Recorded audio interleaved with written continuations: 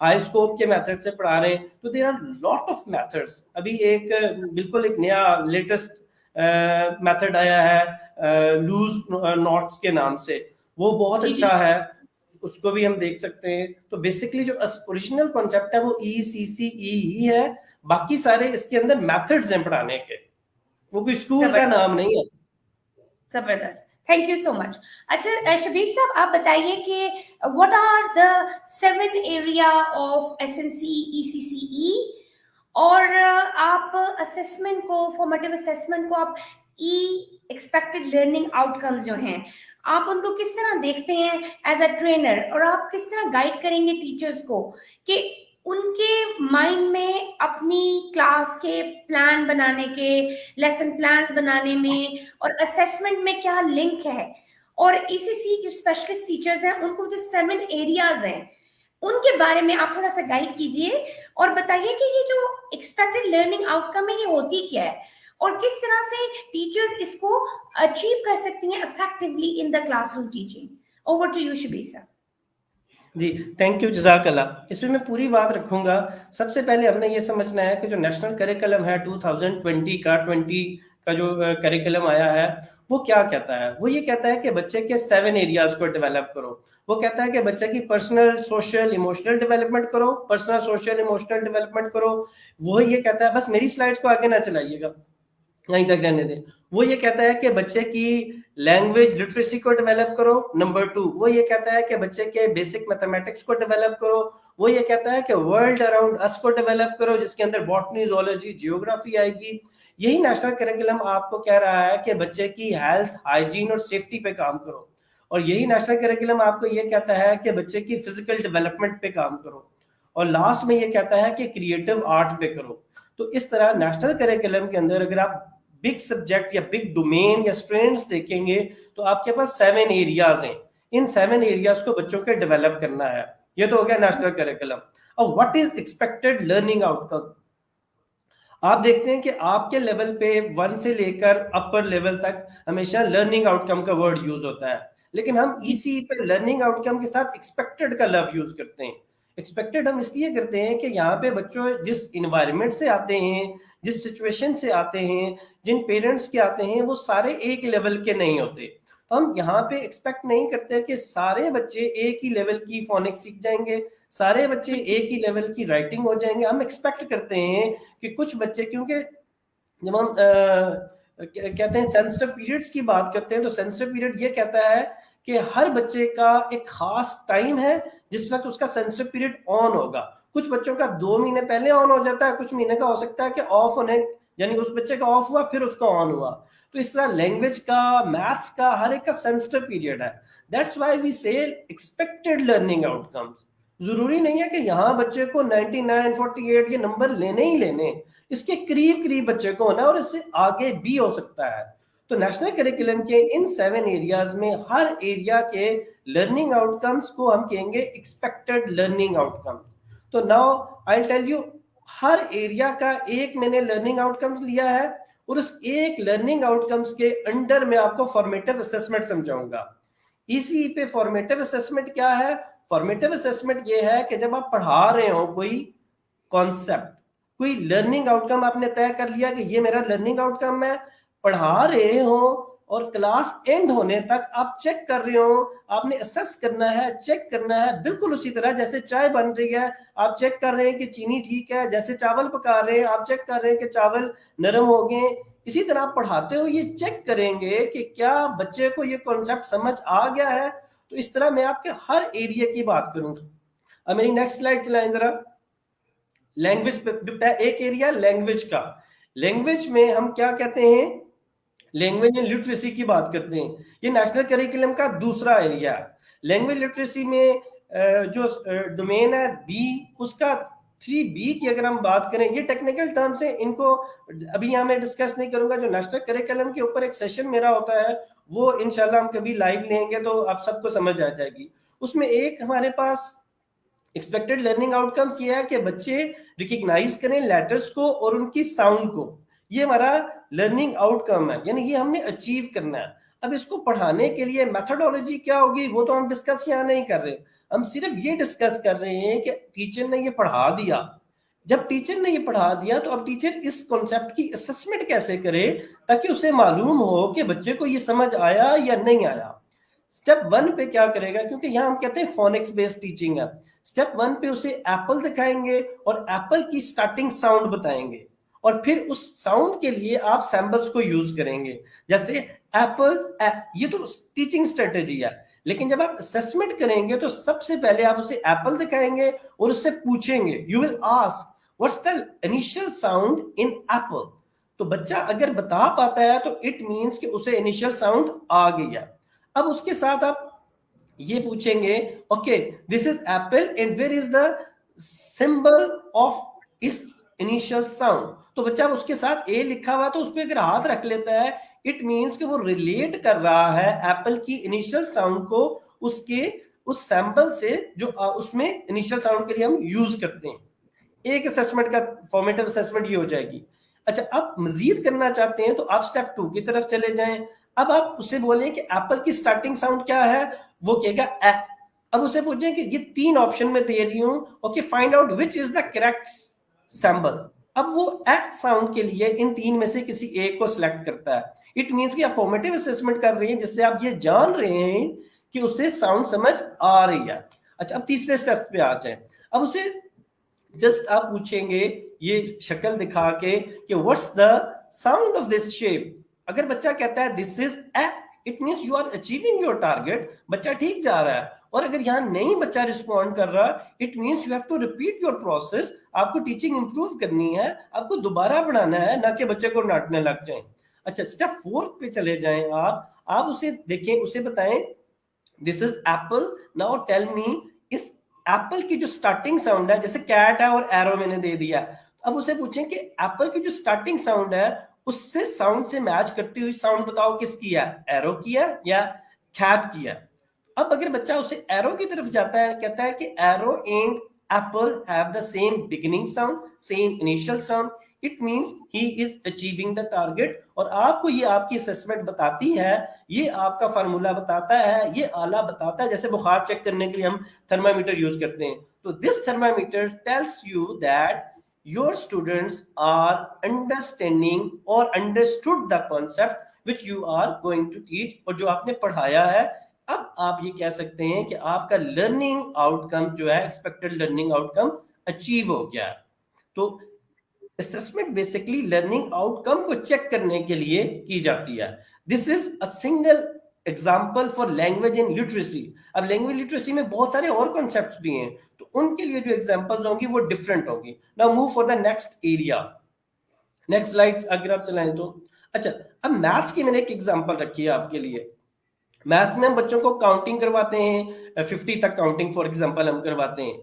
मैं सिर्फ एक लेटर की बात करूंगा, एक डिजिट की बात करूंगा, एक नंबर की बात करूंगा कि वो जब आप पढ़ा चुके होंगे, जब टीचर प्रेजेंटेशन दे चुका होगा, एक्सटेंडेड वर्क हो चुका होगा, ग्रुप वर्क हो चुका होगा, at the end now he is going to try to assess कि बच्चे को समझ आई या नहीं आई, या बीच में किसी जगह वो असेस कर रहा है कि उसे समझ आई नहीं आई, तो उसके लिए वो ये कर सकता है। सबसे पहले 4, अगर 4 पढ़ाया है उसने, तो he will show the material of 4। 4 का मटेरियल 4 डक्स कर सकता है, 4 की नंबर रॉड शो कर सकता है, 4 फिंगर शो कर सकता है, और उससे पूछ सकता है can you count it, okay tell me what how many fingers are there, how many rods are there, how many apples are there, how many ducks are there. तो वो क्वांटिटी पूछेगा। अगर बच्चा उस क्वांटिटी का जवाब दे लेता है, इट मींस के बच्चे को काउंट करना आता है। नेक्स्ट लेवल पे वो 4 शक्ल के बारे में पूछेगा कि ये सैंबल क्या है, ये सैंबल किसको शो करता है। अगर बच्चा उस सैंबल को कहता है this is for, it means कि गाड़ी सही जा रही है। थर्ड लेवल पे जाके वो क्वांटिटी और सैंबल्स दोनों को आपस में एसोसिएट करवाएगा बच्चे से कि क्या बच्चे को 4 क्वांटिटी और उसका सैंबल 4 आपस में मैच करना आता है। उसको पता है कि इन 4 फिंगर्स के लिए ये वाली शक्ल यूज की जाती है। अगर वो ये असेसमेंट कर लेता है, इट मींस कि उसको समझ आ गई। द लास्ट वन इज, अब जाके अब सॉर्टिंग करा लें, काफी सारे सैंबल दे दें, उसमें से पूछें can you find out which is 4, which is the number 4। तो अगर वो बता लेता है, इट मींस कि आपकी असेसमेंट कामयाब हो गई है और आपको पता चल गया है कि बच्चे को 4 आ गया है, और इसमें नहीं बता पाता तो आपको पता चल गया है कि बच्चे को 4 नहीं आता।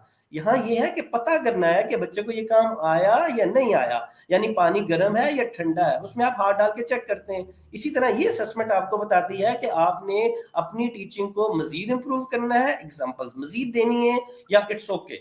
Okay, go for the next topic. अब एक देखिए, फर्स्ट एरिया है नेशनल करिकुलम का personal, social and emotional development. अब देखिए, इसमें बच्चे की एरियाज की डिटेल में मैं नहीं जाता, इसमें हम सिर्फ कहें कि A2 में जाके 5 जो उसका लर्निंग आउटकम्स है उस पे जाएं, तो बच्चे को हमने कर्टेसी वर्ड, कोई एक कर्टेसी वर्ड हमने बच्चे को सिखाया। जब हमने वो सिखा लिया तो अब कैसे फॉर्मेटिव असेसमेंट हो जिससे पता चले कि बच्चे को ये कर्टेसी वर्ड आ गया है, समझ आ गया है, ये रियल सिचुएशन में इसको यूज कर सकता है।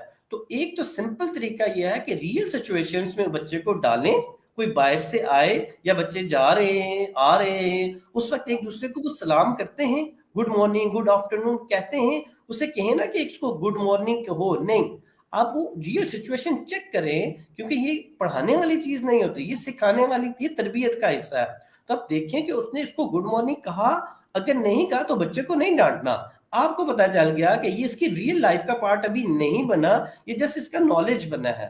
इसी तरह आप एक रूब्रिक्स रख सकते हैं जिसमें जो जो आपने पढ़ाया है उसको खामोशी से आप टिक कर सकते हैं, हाँ अली ने कहा, अहमद ने कहा, फलाने ने कहा, फलाने बच्चे ने नहीं कहा। इस तरह आपके पास रिकॉर्ड आ सकता है, और जो जो बच्चे नहीं कह रहे उनके लिए आप रिपीट करोगे अपनी टीचिंग को।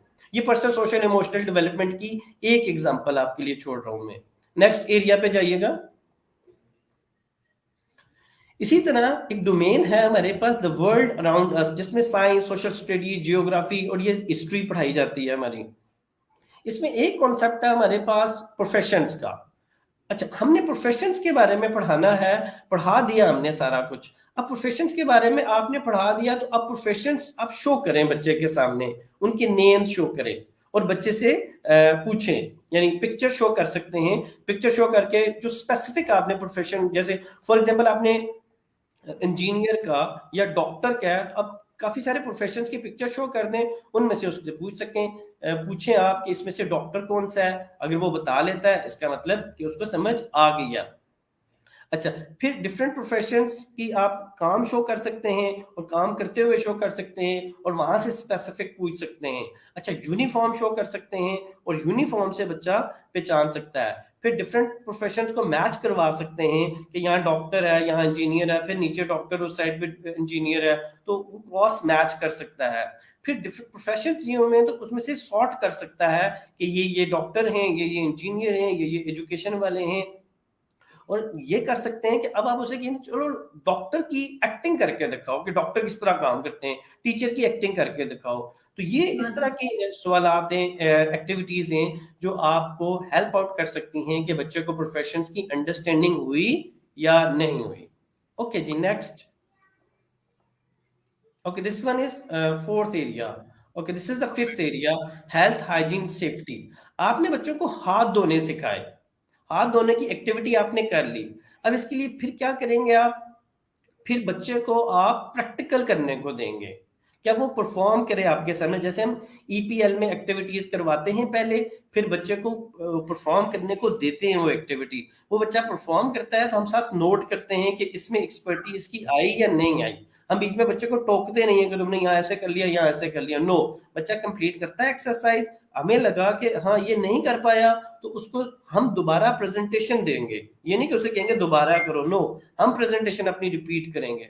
तो इसमें भी यही है कि हेल्थ हाइजीन ये ईपीएल की एक्टिविटी है, इसमें हम करेंगे बच्चे को रियल सिचुएशंस में उसे वो एक्टिविटी करने को देंगे। जैसे वजू है तो वजू आप जितनी मर्जी आप तकरीरें लिख लें, वजू को आप बयान कर लें जुमलों में, वो बच्चों को समझ नहीं आता। प्रैक्टिकल करवाएं, बच्चों को प्रैक्टिकल करने को कहें, जान स्टेक करें, वहां रिपीट करें। और हदीस भी है, नबी सल्लल्लाहु अलैहि वसल्लम, नहीं हदीस नहीं, हजरत इमाम हुसैन का एक वाकया है कि उन्होंने बुजुर्ग को कहा कि आपने मेरी तरह वजू करना है, तो उन्होंने फिर उसकी पूरी डिटेल है, अब वो यहाँ हम मैं डिटेल बयान नहीं करना चाहता, यानी प्रैक्टिकल करके दिखाया। तो आपको प्रैक्टिकल यहाँ करके दिखाना पड़ेगा जी। हमारे पास सेकंड लास्ट एरिया है, जो डोमेन है वो क्रिएटिव आर्ट है। आर्ट में जैसे एक है कि टूल्स को कटिंग और पेस्टिंग अपने बच्चों को समझानी है, ये एक लर्निंग ऑब्जेक्टिव है आपका। तो इसमें आपको क्या करना पड़ेगा, बच्चे को पहले ये कटिंग पेस्टिंग करके दिखानी पड़ेगी, उसके बाद बच्चे को आप देंगे जिसमें वो कटिंग कर रहा होगा, और ड्यूरिंग कटिंग आपने गौर करना होगा कि हाँ ये होल्डिंग ठीक कर रहा है, हैंड की मूवमेंट इसकी ठीक है, और जो एक्टिविटी जब इसने कर ली है तो इसने मटेरियल को, गंद को वहां से जो भी हमारा फालतू मटेरियल है, एक्स्ट्रा मटेरियल है, वो उसने उठाया है, चीजें साफ की हैं।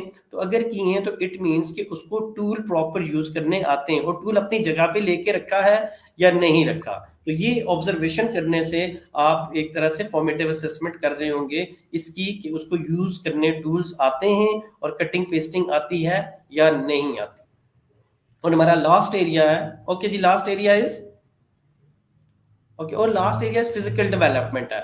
फिजिकल डेवलपमेंट में फॉर एग्जांपल हम ईपीएल में एक एक्सरसाइज करवाते हैं, वॉकिंग ऑन द लाइन। तो इस पे क्या ऑब्जेक्टिव हमारा ये होता है कि बच्चे को बैलेंस करना आए।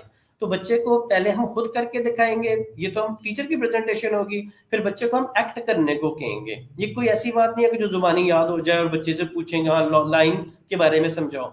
तो यहाँ बच्चा लाइंस पे चल के दिखाएगा, और लर्नर को, बच्चे को हम ऑब्जर्व करेंगे कि वो मूवमेंट प्रॉपर कर रहा है बैलेंस के साथ।